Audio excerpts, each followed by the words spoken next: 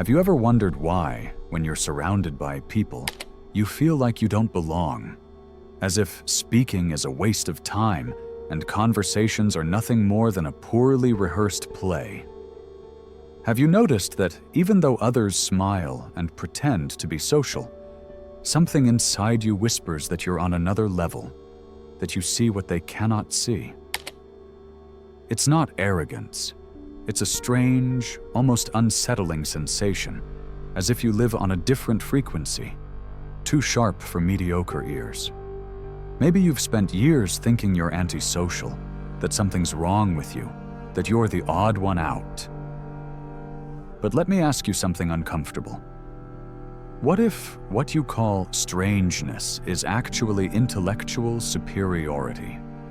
What if the reason you can't stand superficial conversations is because your mind is built to go deep, to dissect what others barely touch? What if the problem was never you, but the noise around you? Look around. Most people talk just to talk, laugh out of habit, repeat phrases they heard somewhere without ever stopping to think if they make sense. You know it. You feel it in every awkward silence, in every lost gaze. It's not that you don't want to belong, it's that your mind rejects the trivial the way the body rejects poison. And yes, it hurts. It hurts because it makes you seem distant, unreachable, isolated.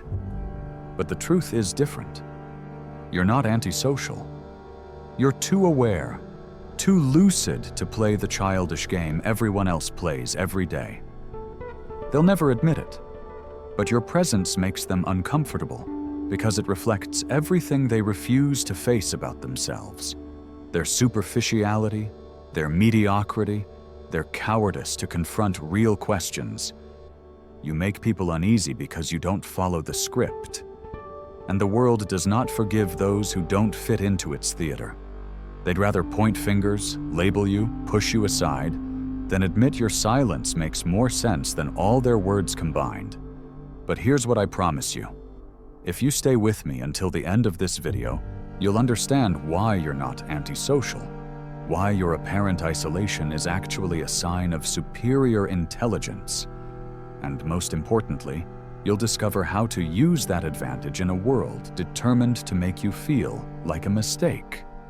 By the time you finish listening, you'll have the answer you've been searching for so long. Confirmation that you're not broken. You're ahead. People confuse silence with emptiness, but in your case, silence is a trap, a strategy. You don't speak because you're analyzing, because every word others carelessly throw out, you decode like hidden codes.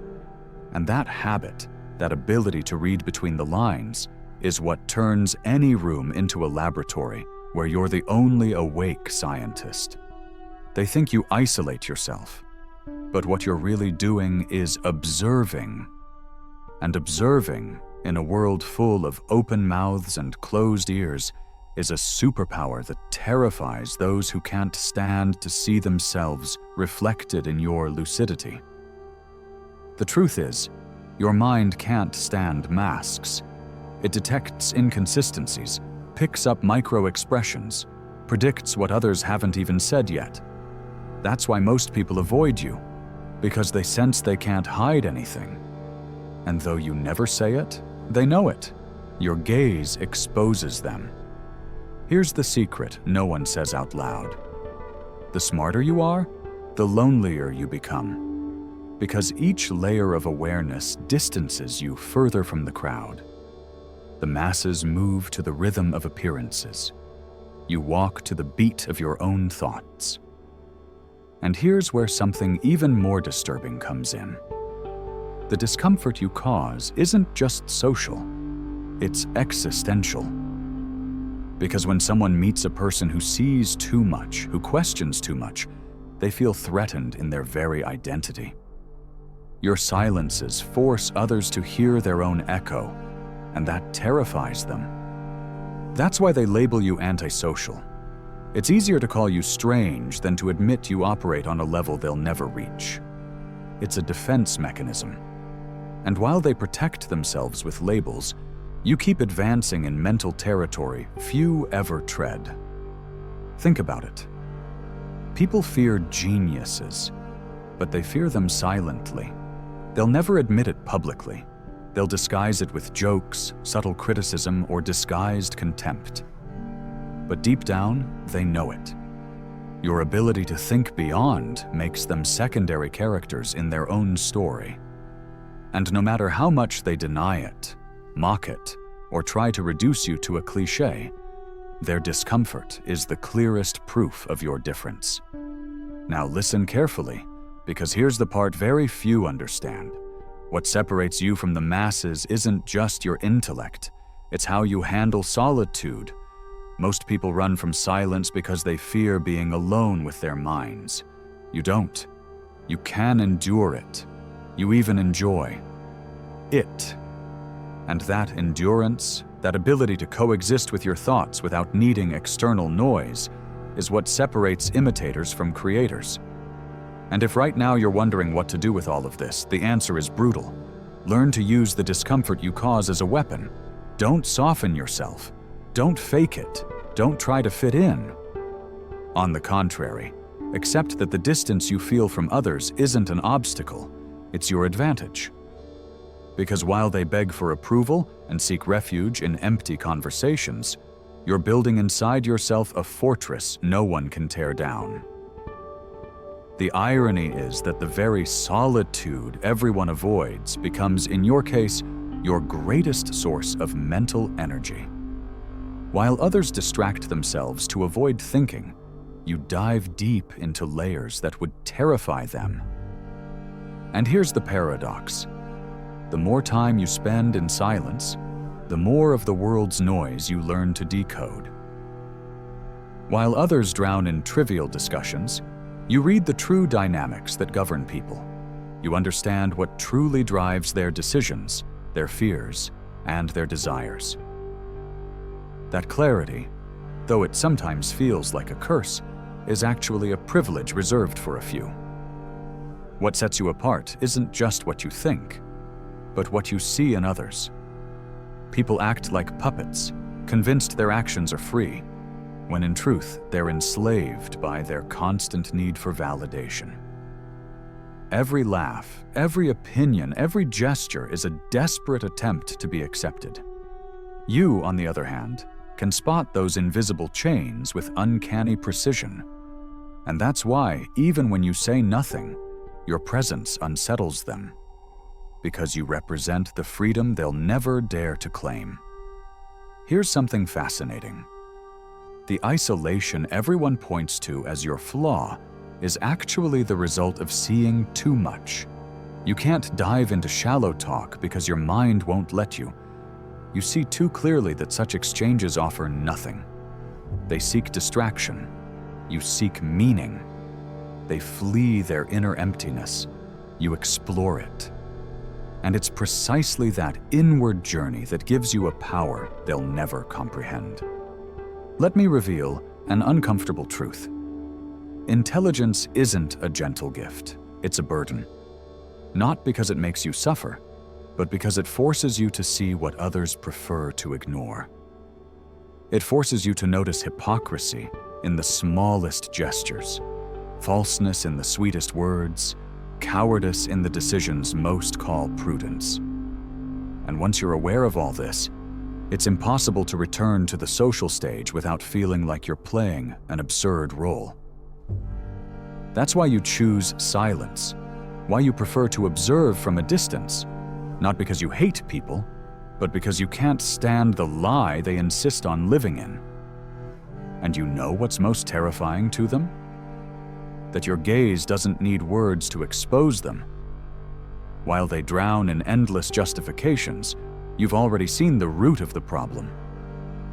While they surround themselves with noise to cover their insecurities, you've already traced the origin of their fear. That clarity not only isolates you, it turns you into a mirror no one wants to hold. Because looking at you, even for a second, means admitting that everything they pretend to be is just a facade ready to collapse. Now think about this. Every time you choose to be alone, you're not withdrawing from the world. You're getting stronger. Every moment of solitude becomes training that makes you more resilient than anyone else. While others depend on constant approval to keep standing, you learn to sustain yourself with your own thoughts. That psychological independence is the true core of your power. Because the day you decide to step back into the social game, you'll do it not out of need, but out of choice. And whoever doesn't depend, commands. Whoever doesn't need, controls. What no one ever told you is that superior intelligence doesn't seek to be understood. It seeks to be used. Your ability to detect what's false, to spot what's weak, to read the invisible. It's not there to isolate you. It's there to give you an advantage. You're not antisocial. You're a strategist on a board full of players who don't even understand the rules. And when you learn to move your pieces in silence, you'll realize isolation was never a punishment. It was the prelude to your real power. Because in the end, the world belongs to those who can endure solitude. The crowd exhausts itself trying to fit in, but those who remain firm in their singularity are the ones who end up defining the rules. And that, even if you haven't fully realized it yet, is your natural position. The strangest thing about all this is that even if you don't say it aloud, you've already noticed that your mind works on a different logic. While others seek company to avoid facing their own emptiness, you use solitude as a secret laboratory. There, in that silence, others find unbearable. Your mind starts weaving connections no one else sees. Ideas, patterns, hidden truths. It's as if your brain operates on a parallel plane where the smallest details reveal deep meanings. And of course, when you return to the surface and mingle with others, you feel the contrast. They talk about small things. You think in entire structures. They entertain themselves. You unravel. That contrast is what fuels the discomfort. It's not that you don't know how to socialize. It's that you can't bear to shrink your mind to fit into a small space. It's like having wings and being forced to crawl. And here's what's truly interesting. That distance doesn't mean complete isolation. It means you've become a privileged observer. While they struggle to fit into shallow dynamics, you learn how the herd moves, how the crowd behaves. And within that knowledge lies a powerful secret. Understanding how the majority acts makes you impossible to manipulate. Pause for a second and think. How many times have you felt you could predict the end of a conversation before it arrived? How many times have you sensed what someone was about to say even before they opened their mouth? That's not coincidence. That's your mind working on a deeper level, analyzing patterns others don't even perceive. They call it intuition, but the truth is, it's intelligence applied to detail. Intelligence trained in silence, far from noise, turning every interaction into a map only you can read. And the most unsettling part is that this power, often mistaken for coldness, actually gives you a massive advantage.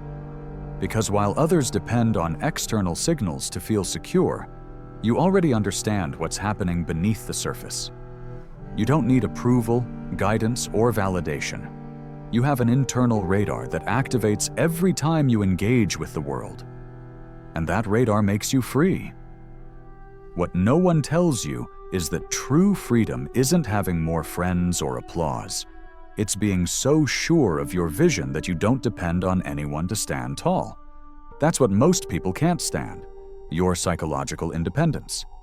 Because their entire system is built on chains of dependency, approval, validation, acceptance. And when someone shows up who doesn't play by those rules, they feel the whole system tremble. That's why they label you antisocial, because you don't fit into the narrative of collective need. But what they don't know is that this label, far from being an insult, is a confession. A confession that they can't categorize you, that your way of being doesn't fit into the limited boxes they use to make sense of the world.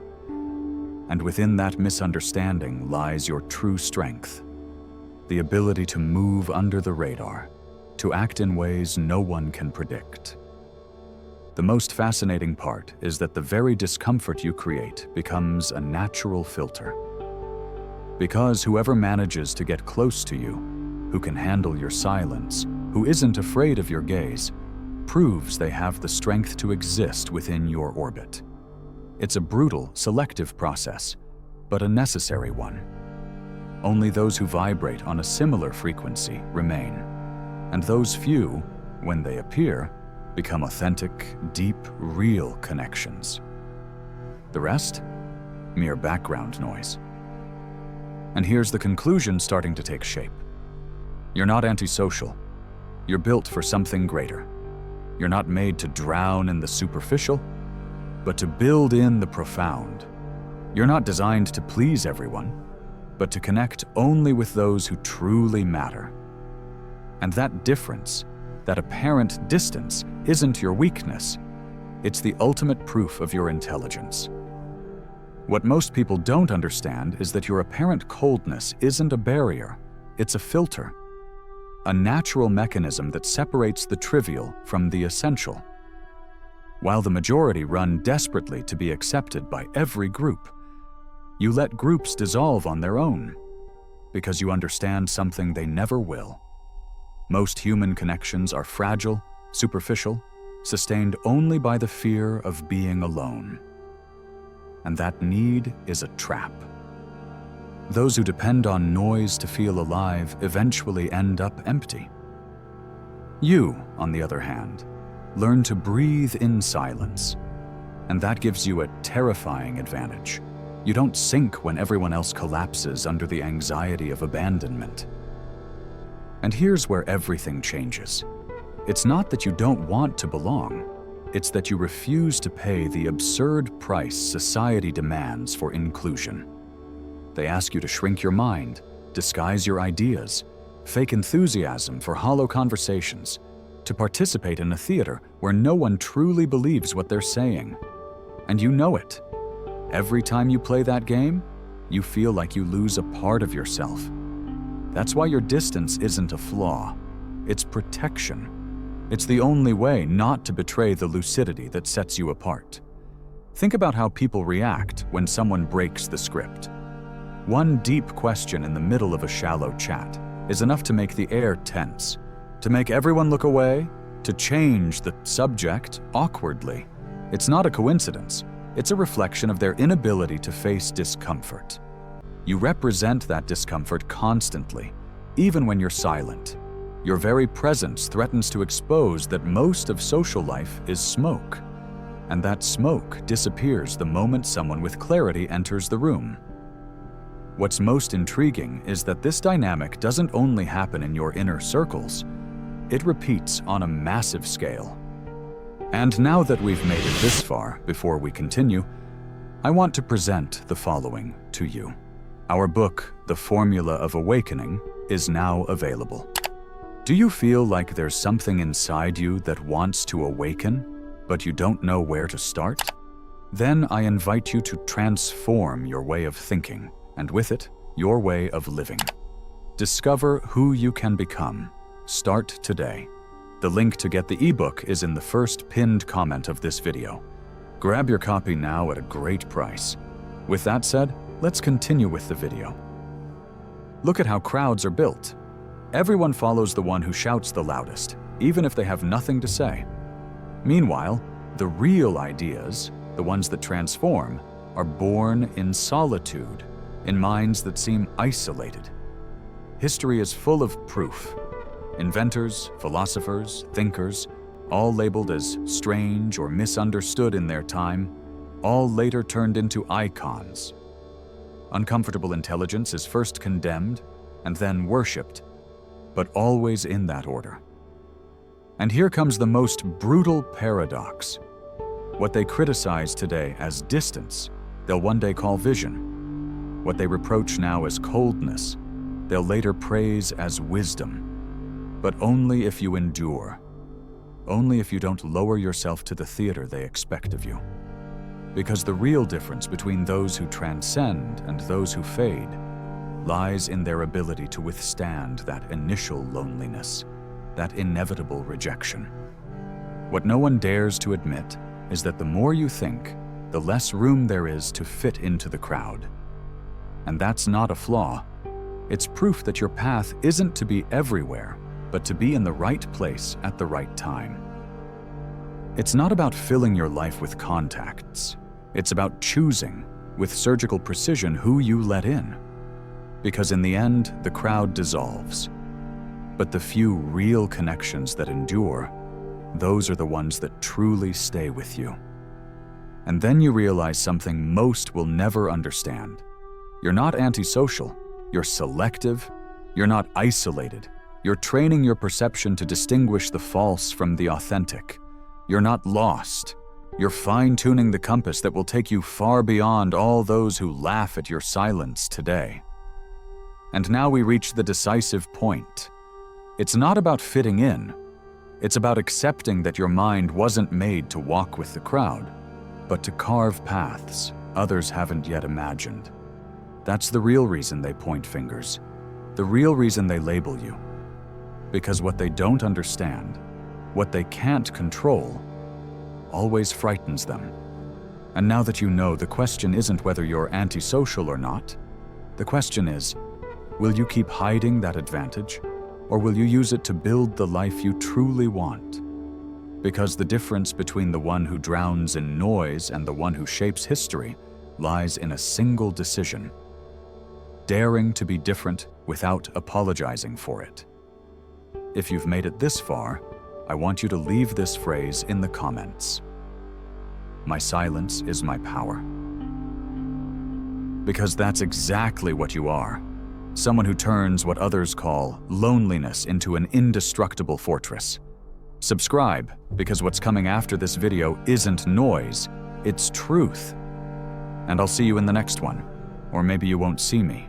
Maybe you'll just notice my shadow. Because remember, the most dangerous thing isn't what shouts. It's what moves in silence,